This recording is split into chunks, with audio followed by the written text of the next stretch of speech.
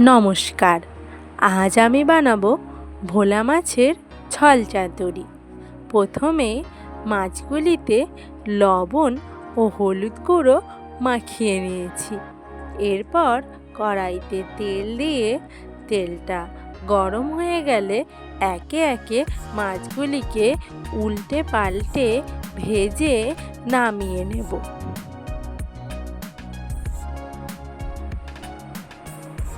আবার কড়াইতে তেল দিয়ে কেটে রাখা পেঁয়াজ ও টমেটো ভেজে নিয়ে রসুন বাটা, আদা বাটা, জিরে বাটা ও পরিমাণ মতো হলুদ গুঁড়ো, লঙ্কা গুঁড়ো, লবণ দিয়ে ভালো করে কষিয়ে নিয়ে অল্প পরিমাণ জল দেব।